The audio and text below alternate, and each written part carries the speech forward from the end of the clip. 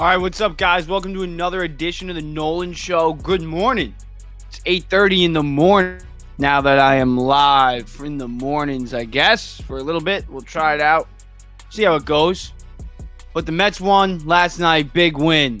Big win over the Milwaukee Brewers to tie the series. David Peterson, 6 innings that the Mets absolutely needed. And the Mets are 22-3.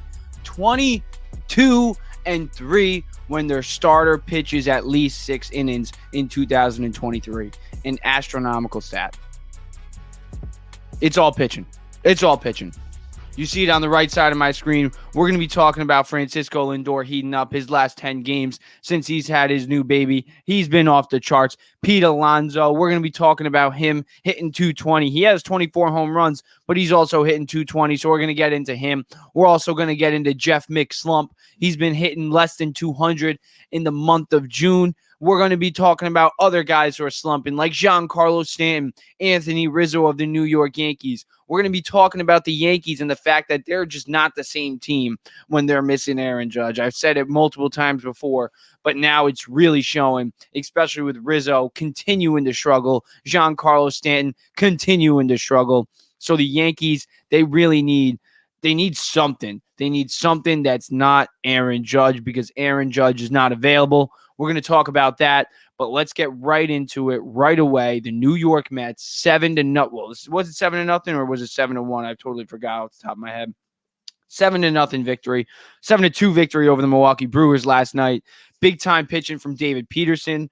It's what they needed, only 5 hits allowed. And then you look at the offensive side, it's coming out. Brandon Nimmo, 10 home runs already. Francisco Lindor, 16 home runs already. Lindor could possibly have a 30 home run season.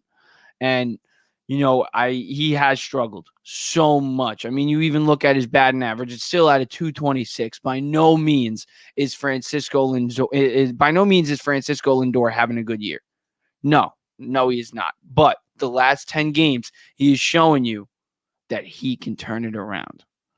But the Mets need more than just this offense to just get things going. They need that pitching. You saw David Peterson go 6 strong innings. You know that Anthony DeComo put out that tweet last night. Mets are 22-3 when they have a pitcher go 6 innings. It's actually so frustrating because I was in the space last night with Top Bunk Sports. Shout out Top Bunk. We were talking about the fact that Nimmo, Lindor, and Alonso, these 3 guys, Nimmo could possibly hit 20-plus home runs for the first time in his entire career. Francisco Lindor could hit 30-plus home runs potentially for the first time as a New York Met. And Pete Alonso might go 45-plus, potentially 50-plus. He's at 24 right now, even though he's batting 220. Going to talk about that. But if you're telling me Nimmo goes over 20, Lindor goes over 30, and Alonso goes over 45 and the Mets don't miss the playoffs, I'd say you're out of your mind. And I get their batting average are terrible, but they should still be above 500 based on what their record says when a starter goes 6+ innings, 22-3. And when they score 6+ runs, what are they now, 18-16? So this New York Mets squad, they need to turn things around. Could they still make the postseason? Could the New York Mets still make the postseason? I guess that's the question I'm going to pose, is it possible? We are way too far behind. We're not catching the Atlanta Braves. I think every Mets fan knows that it's wild card or bust. It's wild card or we don't make this postseason. We are not taking the division away from the Atlanta Braves. We're buried. We're buried. Right now, the Mets are how many games? They're 8.5 games back of that third wild card spot. The LA Dodgers hold that third wild card spot. So, listen, 8.5 back at this point in the season. It's not early. It's not early. The All-Star break is right here. It's coming up. It's coming up. A few weeks away. We're going to be midway through the season. And the Mets need to cut that 8.5 down to like 4. And that's hard, but they need a win streak, dude. This New York Mets team, They need a win streak badly. And I'm not talking about like a 5-game or a 6-game winning streak. They need a 10 to 15 game winning streak, or they need a run where they go like 25-5, 30-10. They need something like that to save this season and put themselves right back in the wild card hunt, because it's still possible. It's very possible. And it's not like this team sucks. This team has Francisco Lindor. It has Pete Alonso, Brandon Nimmo, Jeff McNeil. It has Justin Verlander, Max Scherzer, Kodai Senga. It has David Robertson. It has Buck Showalter, one of the most prestigious managers in baseball. But he hasn't won a ring.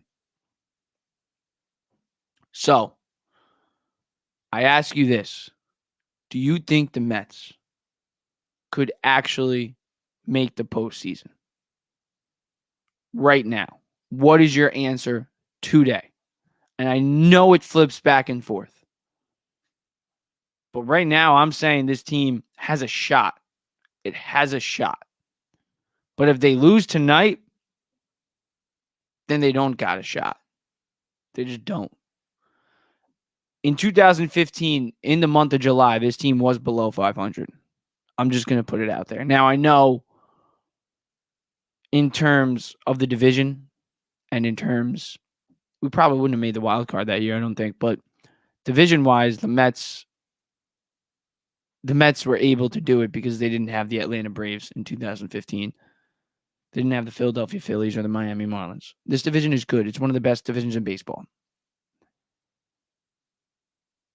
The Mets just need to play like they're supposed to, and they should make the playoffs. There's no doubt in my mind that this team can't go on a run. There isn't.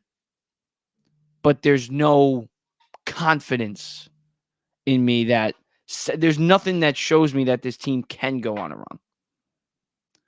Now, what needs to just happen is the pitching.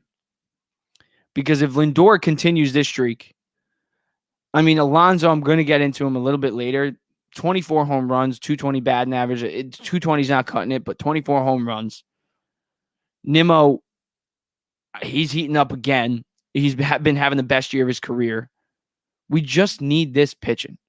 Scherzer gave us a great out in his last 2 starts. Verlander gave us an okay out in his last start. David Peterson shoved, and with Kodai on the mound tonight, we need Kodai to really have a good start. Kodai Senga, going into this year, I was hyping him up, and he's not a young kid. Can we stop talking about Kodai Senga as a young kid? He'll figure it out. Kodai is supposed to help us win. So far, Kodai Senga has been our best pitcher. Yes. But he still, I think, can do a little bit better. And I think a lot of Mets fans can say the same thing. They expected Kodai Senga to be lights out. The ghost forkball was being hyped up like he was going to be the Cy Young. Not the Cy Young, but you know what I mean. One of the top pitchers in the National League. And he has that potential. You see games, for example, when Kodai threw June 10th, he goes 7 innings, only 2 hits allowed against the Pittsburgh Pirates. Or when he goes 7 innings on May 30th against, who did he go? Against the Philadelphia Phillies, lets up no runs and 1 hit allowed. When you see that, you're like, Kodai Senga has Cy Young stuff. But then you see 2.2 innings on June 4th against the Toronto Blue Jays, and you're like, we can't have that, guys. We can't have Kodai. Now, great, I know Kodai has been lights out, like I just said. And Kodai has been probably our best pitcher this year on paper. But at the same time, the inconsistencies are bad. Because when he's bad, he's bad. He is bad. And we can't have him, when he's off, be that off. Now, I'm not saying he has to be Jacob deGrom, but I'm going to compare it because Mets fans know deGrom. We remember deGrom when he was off. When deGrom was off and he was having a shaky night, he still went out there and battled. We can't have Kodai be off and not battle. We need him to still battle out there. Verlander the other night, when he went 5 innings, he wasn't having his best stuff, but he still battled. He still made it work. So we're going to need to see a lot more from Kodai Senga. I think tonight he is going to throw a gem. He's due for a gem. I mean, his last game, only 5 hits allowed. The walks have really been what killed him. So we really got to see what Kodai can do tonight. But yeah, let's switch it up over the Kodai train. But Lindor definitely has been showing great signs. Going to bounce off Lindor for a second and get into let's play a little game of who's hot, who's not. So Francisco Lindor is hot, but you know who's not? Jeff McNeil. 183 batting average in the month of June. And when Jeff McNeil isn't hitting over 300, he's basically useless because he has no pop. He doesn't drive in runs like Lindor or Alonso can. He doesn't have the home run ball, obviously. Jeff McNeil, his mantra is Jeff McHits. He's supposed to be a guy who just gets up there and gets on base and hits the ball all over the field. Find a way to get a hit. That's what McNeil does. And what McNeil has done this year, especially in the month of June, he's found ways to get out. He hasn't looked like Jeff, and he wears it on his sleeve. He's a guy who looks like needs a potential mental break like Daniel Vogelback had, because he's really wearing it on his sleeve. You could really see it, because he's showing it.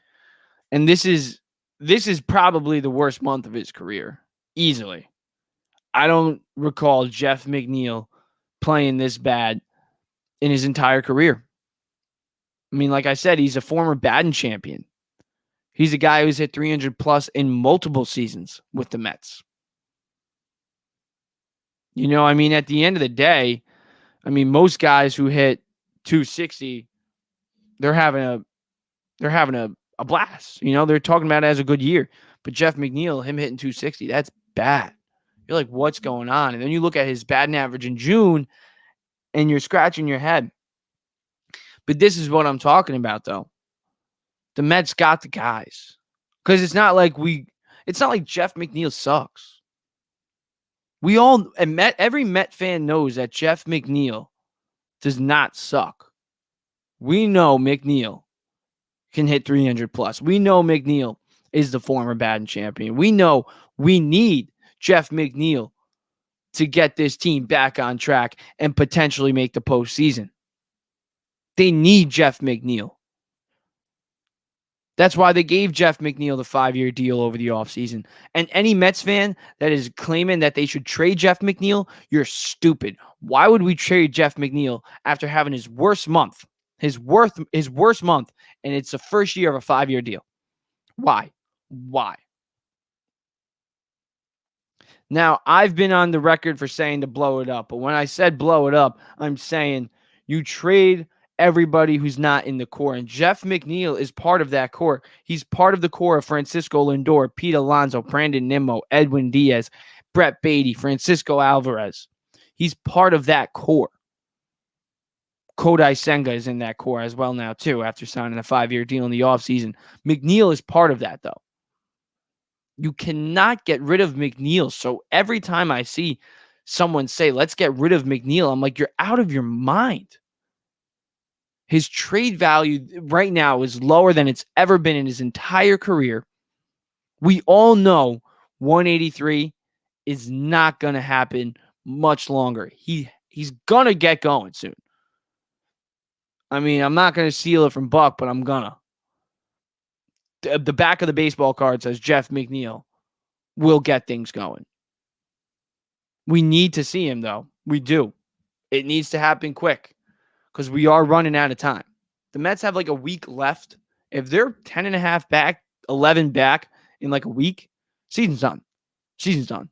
They're 8.5 back of that third wild card spot right now. And if they want to get a little bit closer before that All-Star break, because obviously they're not going to get there during the All-Star break. But if they want to get a little bit closer, yeah, they're going to need Lindor to keep it going. Yeah, they're going to need Alonso to get that batting average up. But they're also going to need the batting champion from last year to start hitting again. Because when Jeff McNeil does not hit 300, like I said before, he's just not useful to the New York Mets. He's not. He's the guy who's supposed to score, and he's not getting on base. Just not getting on base. But let's talk about Pete, because I'm a little concerned about Pete hitting 220. I get 24 home runs and 55 RBIs, but he's having a Joey Gallo-ish year. He's having a Kyle Schwarber this year. He's having a Ryan Howard this year. And we all know Pete Alonso is not that type of guy. You look at Pete Alonso's career numbers. Last year he hit 270, it was actually a career high for him. But Pete Alonso is a guy who is a complete hitter. He's not just a slugger.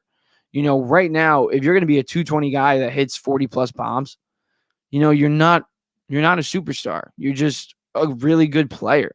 And Pete Alonso isn't just a really good player. We all know Pete Alonso has that superstar potential.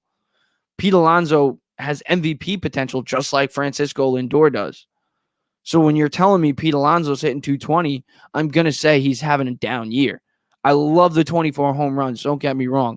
But we all know he can hit better than 220. Last year he hit 271. In 2021 he hit 262. And in 2019 he hit 260. He's a guy who should be hitting above at least 255. At least 255. And that's me being kind. Because I see Pete Alonso as last year, 270 plus. I'm not saying every year for the rest of his career go 270 plus, but 260, I think we can set a bar for that at Pete Alonso. I mean, the year he's having is exactly the year that a Joey Gallo would have or a Kyle Schwarber, not a Pete Alonso. So we have to stop glamoring about Pete Alonso. I get all these home runs are great. But when you tell me he's hitting 220, it sucks.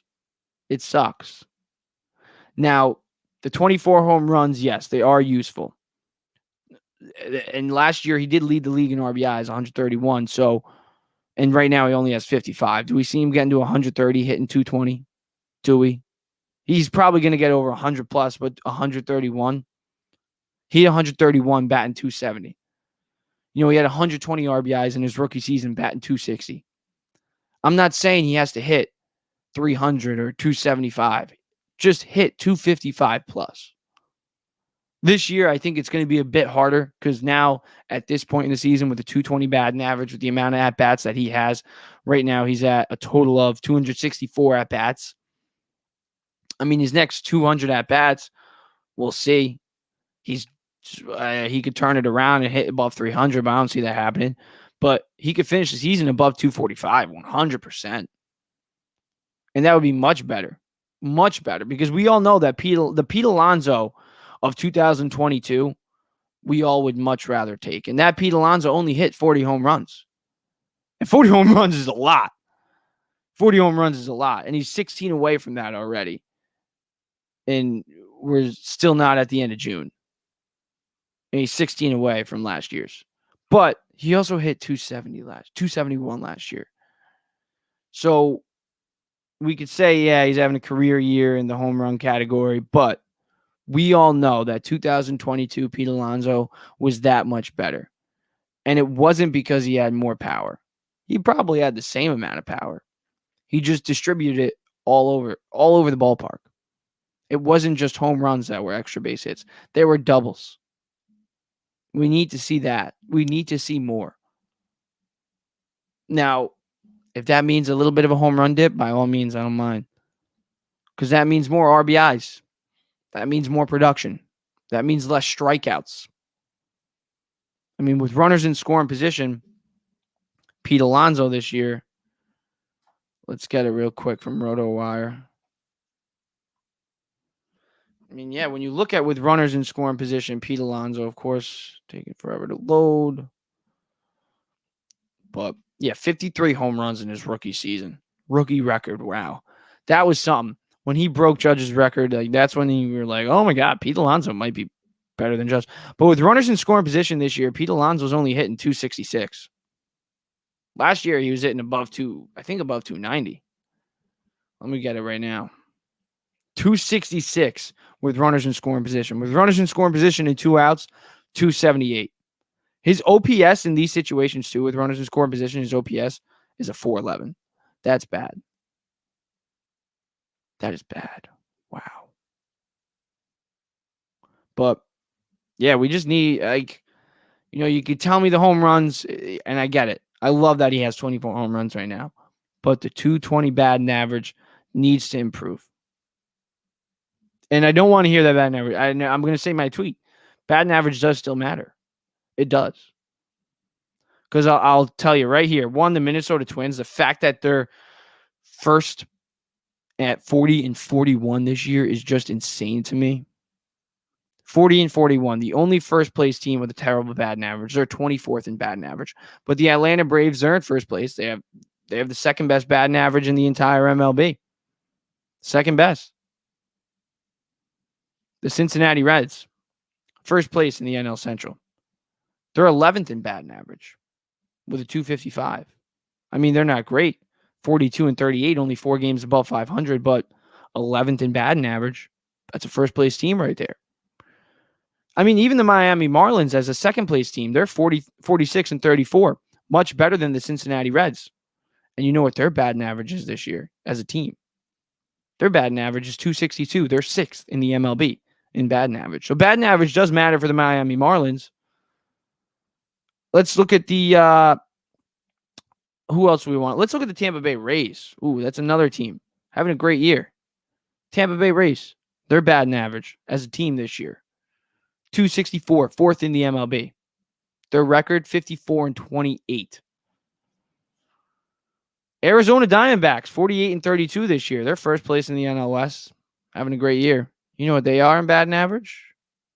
3rd in the MLB, 265.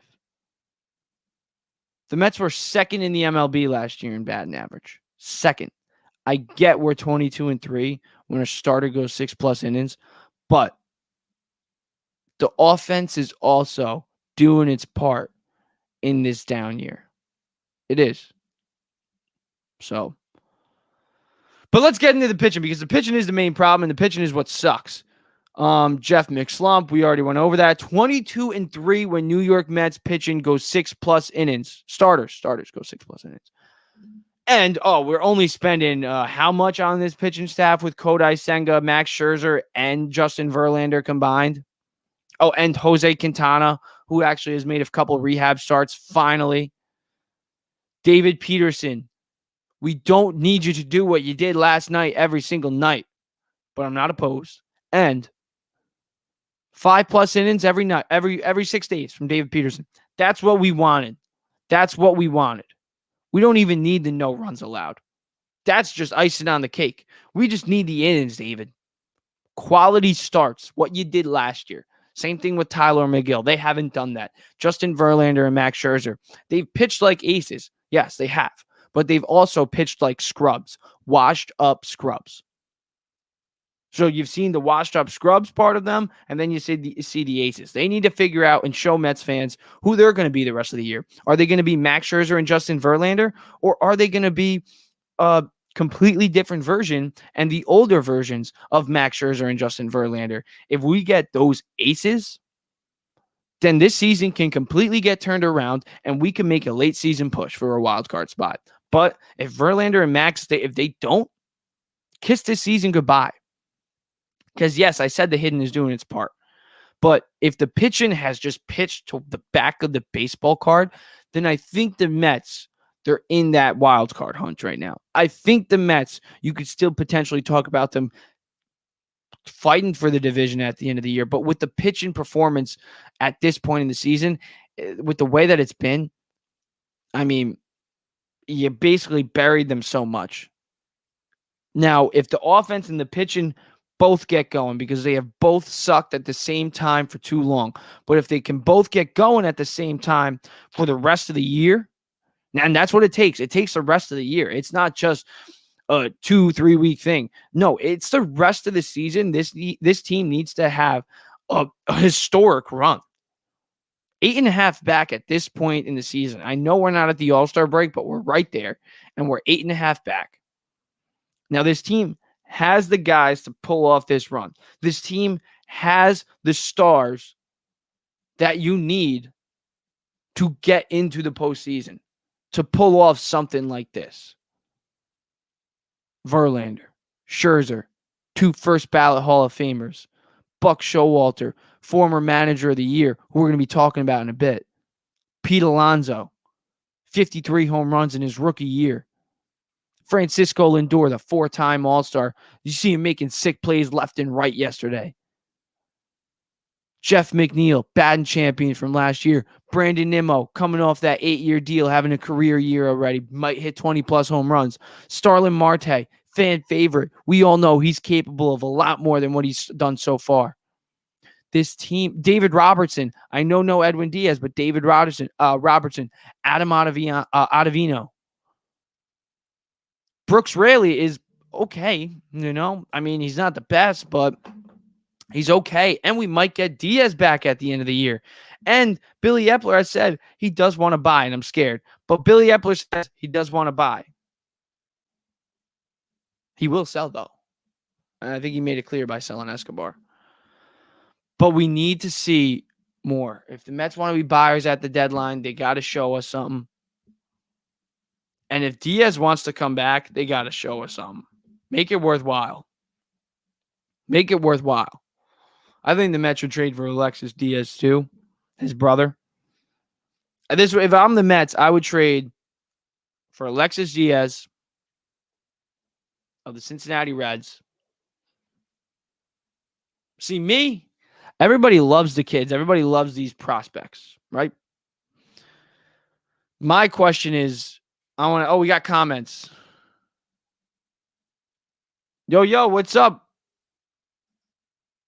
Thank you, CP. Make sure you check out CP and Amish Country Mets fans. They got a new show, Interstate Mets Report. They debuted it last night. Went pretty well. I made the last 20 minutes of it just because I got out of work, and then I had to rewind it. But they were talking about some good stuff. They were talking about the Escobar trade. They were talking about the trade deadline coming up. They were talking about this team as a whole, the pitching struggles. If you really want to, you need a Mets podcast to listen to, the Interstate Mets Report. They got some good stuff coming up in the next couple of weeks, so make sure you keep an eye out for those guys. But yeah, this is a weird spot for the Mets to be in. It's because you have the roster that can be in the postseason and potentially even fight for a World Series when they're there. They're a World Series contender if they're in the postseason. Let's just put it at that. So you want to buy, because if you get into the playoffs, you can still change the whole entire narrative of this season. But should they think about trading Verlander and Scherzer? Should they do it? I don't know. I don't think so. But I'm also I'm not opposed to it. Because if we can get back some sick prospects for Verlander and Scherzer, by all means, let's do it.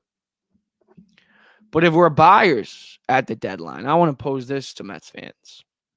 Ronnie Mauricio, Mark Vientos, Kevin Parada, and Brett Beatty for Shohei Ohtani. Whoa. And we all know what Ohtani did last night, 3 for 3, 10 strikeouts. Now, is Ohtani the player that the Mets need? Maybe, I don't know. But that's just a question that I wanted to throw out there. Get the guys going. But no, yeah, it's really, if it does continue to spiral down and we are really out for the count, why not dish off Scherzer and Verlander? There's a rumor that came out yesterday that Scherzer's open to waiving his no-trade clause with the Mets to go to a contender. So it's already heating up. These rumors are already heating up. So wouldn't that be something? You signed Verlander. You signed Scherzer to come join Jacob deGrom. We call it ultimately the best duo that's ever going to pitch. They barely pitch. They win 101 games, but they barely pitch. And then deGrom, the lifer, walks away after winning our only postseason game last year. Unfortunately, as Tommy John. Got him right here. So that sucks.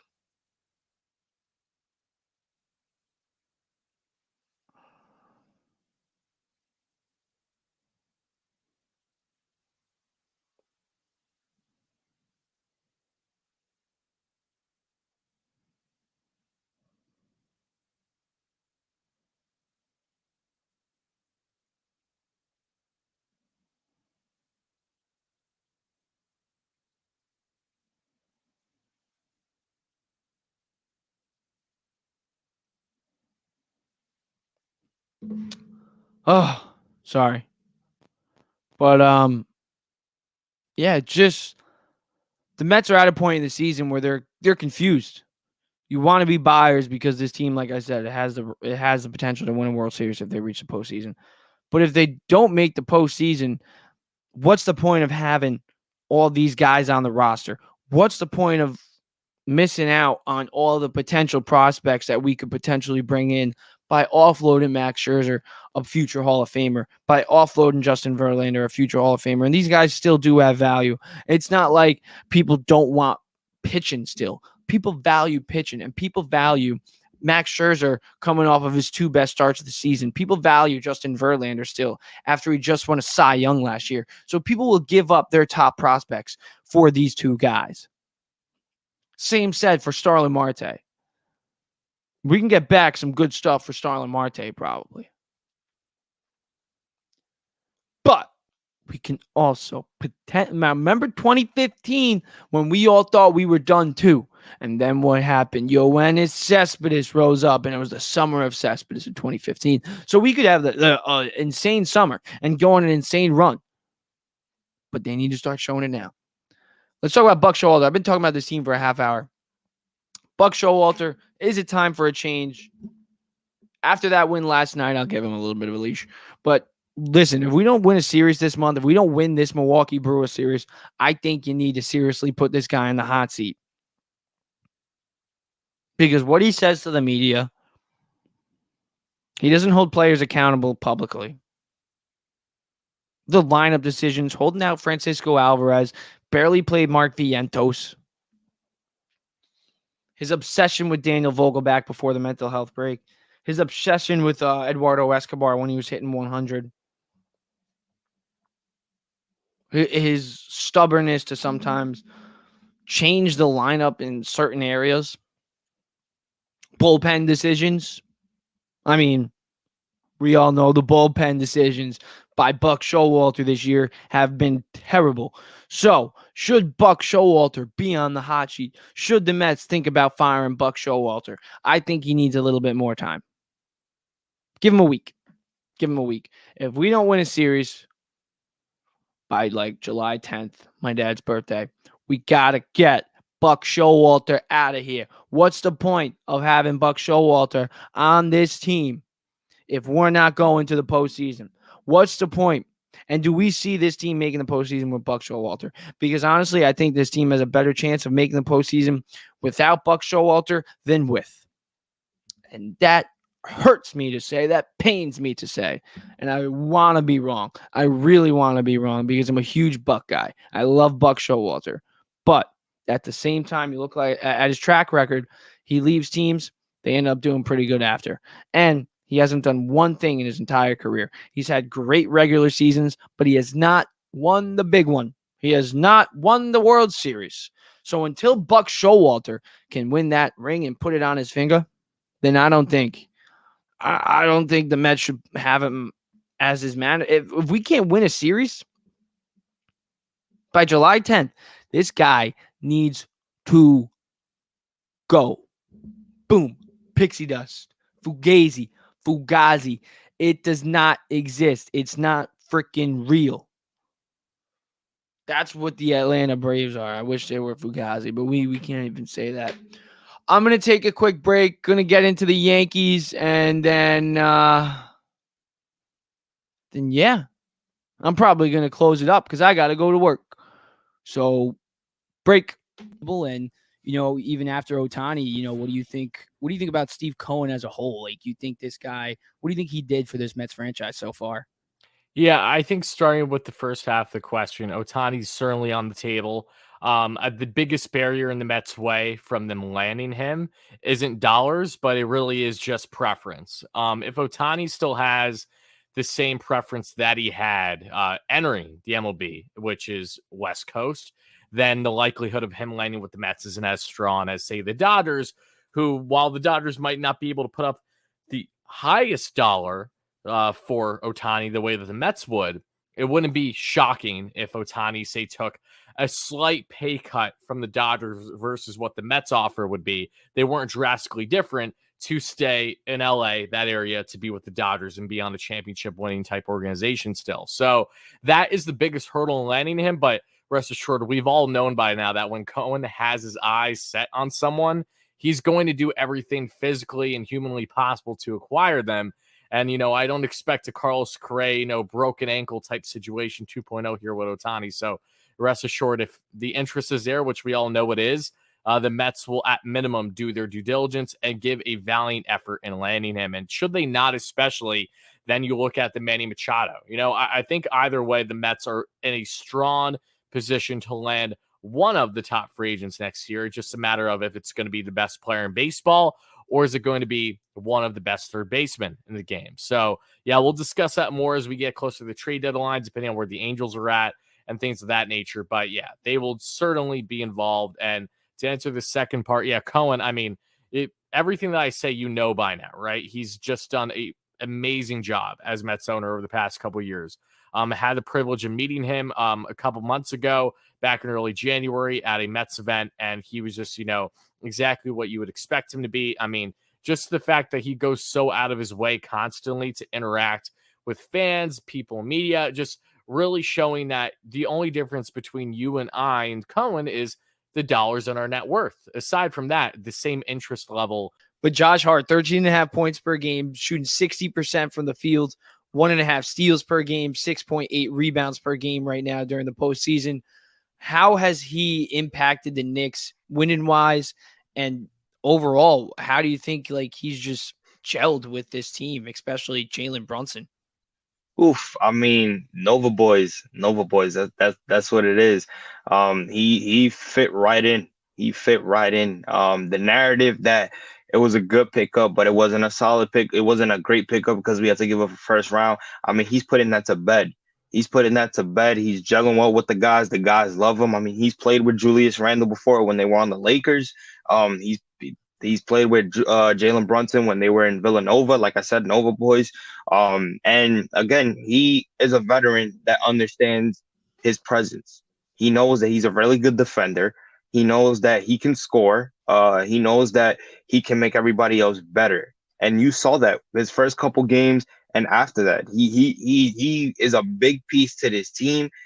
He is one of the reasons why the Knicks are where they're at. The Knicks finished where they were able to finish in the 5th seed because of his presence and what he was able to do on and off the ball, on both sides of the ball. So I think he benefits well. You saw both in Game 3 and Game 4 what he was able to do defensively, how he was able to score. He takes it to the basket. And at the end of the day, these guys love him. I think what benefit, a lot of people are always talking about, is Josh Hart going to start? I've always said, don't start him. If he comes off the bench and he's a big bench piece, because we didn't have a bench piece like that, and he helps these young guys, it's going to work out. And you've seen that since he's been here in that trade. He's been such a big key, not only for the bench, but when he stays there in that starting role, he helps Jalen Brunson. Jalen Brunson finds him. He moves the ball well. He goes after every offensive rebound and defensive rebound. This kid is a juggernaut in the paint. So at the end of the day, he's been very, very, very helpful. He's been a big key to this team. I would not be surprised if the Knicks get him in the summer. They pick up his contract in the summer. And at the end of the day, like I said, he's going to be a very big key, especially now that if there's a possibility that Miami beats the Bucks and we end up, finishing this round with beating Cleveland and we play Miami, he is going to be a very big key in locking down Jimmy Butler. And I have confidence that he will because of the fact that he's locked down a lot of, key big players in his career. So I think, he's been a very, very good pickup, has surprised a lot of people. And there's nothing that I can say. New York, New York. New York. Oh, the Yankees suck. They suck without Aaron Judge, at least. Let me put that up. What are they, 13-17 without Aaron Judge this season? Yeah, who's your guy? Who's your go-to guy? Giancarlo Stanton, who's hitting less than 200? Anthony Rizzo, who's hitting less than 200 in the month of June? Is it Gleyber Torres? Is it Anthony Volpe, who's hitting less than 200? I know he went 2 for 4 last night. Big whoop. But you know what, though? Volpe, since he has switched his swing, I'll talk about it a little bit later. Volpe has actually done pretty all right since really the Subway Series, since he's played the Mets. So maybe, actually, you're welcome, Yankees fans, for the fact that Anthony Volpe is starting to do good. So you should be thanking me. Where's my thank you? Jesus. But the Yankees are not that good without Aaron Judge. I mean, I think every Yankees fans knew that, but I mean, all the Yankees fans have knew that, but now you're really seeing it. You're really seeing it. Anthony Rizzo this, when this shift is banned, he's going to be so good. Look at it. He's having a great start, the best start to his entire career. He's hitting over 300. Even I was saying that. He's hitting over 300. The Yankees are going to be outstanding this year. We have MVP Rizzo back and MVP Judge. Oh my gosh. Or Stanton, he's on the IL, but when he comes back, we'll have 3 guys who are straight up beast. But Stanton sucks and Rizzo sucks and Judge isn't here. And Judge carries this team. Let's be real. Judge carries this team. I got actually into a Twitter argument yesterday with somebody. They were like, who's better? Who is Shohei Ohtani the best baseball player alive? Like, no. It's Aaron Judge. Shohei Ohtani is nowhere near Aaron Judge. He's not. I get he can pitch and hit. But Ohtani doesn't make the postseason. Judge does. And Judge doesn't even pitch because he doesn't need to, because he hit 62 home runs. Ohtani ain't doing that. Ohtani ain't hitting above 360 plus bombs. He ain't doing that. I'm sorry. Put it to bed. Judge is better than Ohtani. And he's not injury prone either. We saw every injury that Judge has had in his career are freak incidents. The one stadium with concrete on the field, Dodger Stadium. And where does Judge make a Gold Glove play as a 6 foot? Was he 6'7", making that play, slamming his foot into concrete? Of course he's going to get hurt. It was an outstanding play. Anybody's going to get hurt. Now he might be done for the year. I don't know. I don't know. But if he is, that's alarming. The Yankees got to make some moves, because at the end of the day, the Yankees should make the postseason. The only thing that does suck is Carlos Rodon still hasn't pitched, and that's an interesting point that not a lot of people are talking about. What the hell is going on with this guy? Everything that happened, Carlos Rodon making progress, setback 2 weeks later. It's like COVID. He gets COVID with his arm every 2 weeks. No, but seriously, though, if Judge does not come back after the All-Star break, this Yankees team is screwed, lineup-wise. Because pitching-wise, they're okay. Domingo Germán has gotten roughed up past couple starts, but if he can kind of just get on track and be okay, he doesn't need to be lights out, just need to be okay. Severino needs to be Severino again. Cole, I'm not worried about Cole. I don't think any Yankees fan is. 8-1 this year. He's having a great year. 2.7 ERA. It has been taking a spike up a little bit for sure, but he's still 8-1, and he's Garrett Cole. Rodon, you'd like to see him pitch at some point in the year, but is anybody confident in that? So, but even without Rodon, the pitching is still good, and the bullpen too. Michael King has been good. Tommy Kahnle back better than ever. This bullpen is good. Wandy Peralta. And Aaron Boone, love him or hate him, the guy is, the fact that they're still above 500 right now, the fact that they're still in the hunt for they're in the wild card spot, and they're probably not going to lose it. I really don't think they will, even without Judge. They're going to stay above 500, and they're going to be in the playoffs. They just need Judge if they want to get that World Series ring, because that's what it is. It's not just, every Yankee fan knows the goal isn't just to make the playoffs. You make the playoffs, cool. That's the expectation. It's like the lowest expectation. Like, that's the prerequisite. Like, when you taking college courses, you need a prerequisite. That's the prerequisite, is playoffs. And then the World Series is the major that you want to take. And the Yankees need that World Series. And they ain't getting it without Judge. Now, it doesn't matter how much time Judge misses. If they get Judge back at some point this season, they're good because they just need to get to the playoffs. They just need to stay above water, tread water. I'm a lifeguard certified. If they need me, I could throw them a buoy here and there. Who needs to throw them the buoy? Brian Cashman. Brian Cashman needs to play lifeguard. And if Aaron Judge is actually out for a significant period of time, so like, let's not even a significant period of time, but like for another month, they're still going to need something. They're going to need something. Now, Harrison Bader, he's came off the IL, but he's a 250 career hitter. He's a playoff guy, and he's injury prone. This team needs Judge, and now that it doesn't have Judge, Brian Cashman needs to work some magic. He pulled in Billy McKinney, plugged him in. McKinney's doing all right, but you need somebody because McKinney's not going to be the guy who's carrying you. I mean, he's doing all right, hitting above 300 since he's got here, but you need more. They need more. So even when Judge comes back, wouldn't it be nice if Aaron Judge, if it wasn't just Aaron Judge? Like, I get the Mets suck this year, but like Cohen's balling out. He's not just one superstar. He wants Alonso and Lindor. Like, shouldn't the Yankees want Judge and another guy? And I know that other guy was supposed to be Stanton, I know. But we all know Stanton isn't what he used to be. Stanton isn't the MVP Giancarlo Stanton anymore. And Anthony Rizzo, I mean, like I said before, the shift man is going to help Anthony Rizzo out so much. No, it's not. Not anymore. Anthony Rizzo needs Aaron Judge in that lineup for protection. It's a fact. So Rizzo still got pop. He's still got pop. But when he's the best player in the lineup, he's got no protection. He's got no freaking protection. And Giancarlo Stanton, the 184 batting average in 2023, that ain't cutting it. That is not cutting it. Now, this is a guy who has had 800 OPS seasons with the Yankees.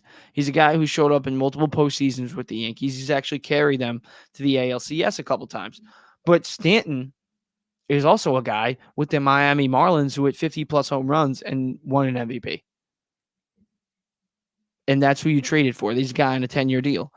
This guy getting paid over $25 million a year. Off the top of my head, I'm not sure the exact amount, but he's getting paid astronomical numbers. Stanton is supposed to be not an MVP candidate, but he's supposed to be one of the top outfielders in baseball. And Stanton has been one of the worst players in baseball this year. So the fact that the Yankees are even treading water with Stanton sucking, Rizzo sucking, no Aaron Judge, shaky starts from Garrett Cole the past couple starts, Domingo Germán, the fact that they're staying afloat, and I know they lost last night, but the fact that they're staying afloat and Yankees fans still think this guy Aaron Boone sucks.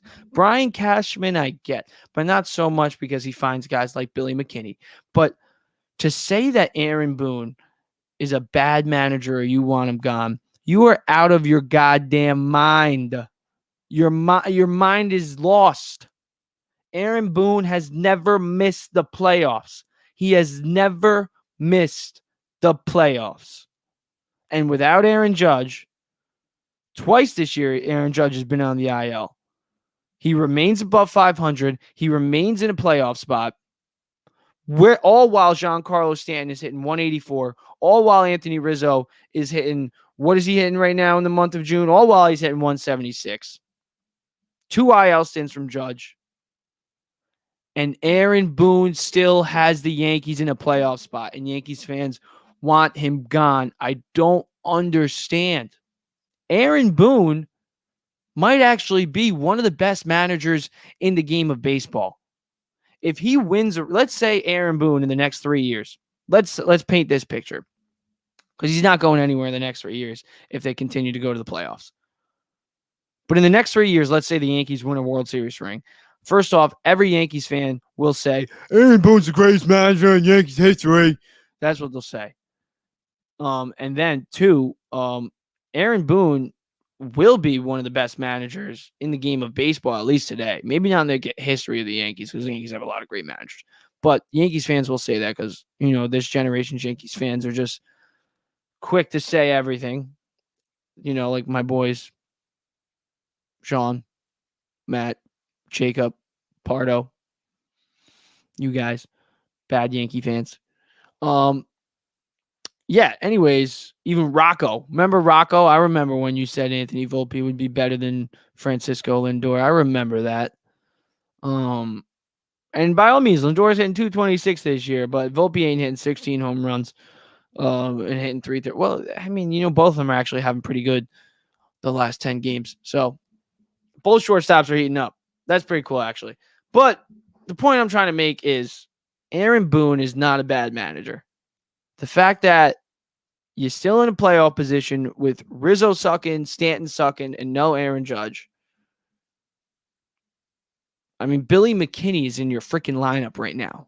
Billy McKinney. And I know you lost last night, but you're going to lose some games with this roster. But it would help. It would for sure help if these two guys, Anthony Rizzo and Giancarlo Stanton, could start picking up some slack. Because it is alarming. It is alarming when they are 13-17 without Aaron Judge. Next show, I do want to talk about a lot more. I'm going to wrap it up. I am hitting that hour mark soon in about 9 minutes, so I'm going to wrap it up. But next show, I do want to talk about this, though. So I'm going to give it a little preview. Brooklyn Nets, let's talk about them in the offseason. We're going to be talking Jalen Brunson next episode. Going to be talking about Julius Randle. Going to be talking about Obi Toppin. And then we're going to flip it to football, too, which I'm really excited for, to get back into football talk. I want to talk about a little bit of Jets. A little bit of Garrett Wilson, a little bit of Breece Hall, their top 5 potential. I want to talk about Zach Wilson next show a lot. Is he a reliable backup quarterback? And then I want to talk about Aaron Rodgers, obviously, too. Then Daniel Jones, Saquon Barkley, I definitely want to talk about, especially because is he going to be showing up for minicamp soon? And then their defense is actually really good. Really good. I mean, when you think about it, Kayvon Thibodeau, Azeez Ojulari, Bobby Okereke, Leonard Williams. Did I mention Kayvon Thibodeau already? They just brought in Deonte Banks from the draft. This defense got guys. Dexter Lawrence, I didn't even mention. That's my twos. One of the best defensive linemen in all football, if not the best defensive lineman in football right now. But, yeah, that's what I'm going to be talking about next episode, so make sure you tune in for that. Probably going to be going live. I'm not sure. Let's say probably Friday or Saturday sometime. But, yeah, thanks for watching. If you're listening right now and you're not subscribed, subscribe. I don't know where the music went, but you're probably already subscribed because we got loyal people. Yeah, I'm going to shout out some other guys real quick. Make sure you go check out PNY. Always a good guy. Always watching my lives. Always showing support. I'm going to show him the same love back. Make sure you go check out Interstate Mets Report 2. Him and Amish Country Met. Nelson is really good with his Mets stuff as well. He knows a lot of Mets. Make sure you go check that out. They just had their debut show yesterday.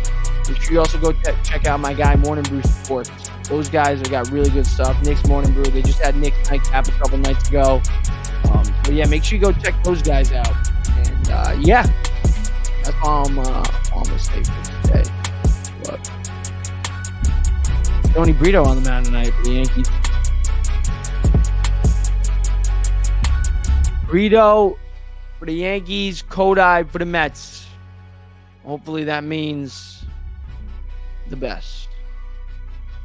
I'm corny. All right, signing off. Deuces.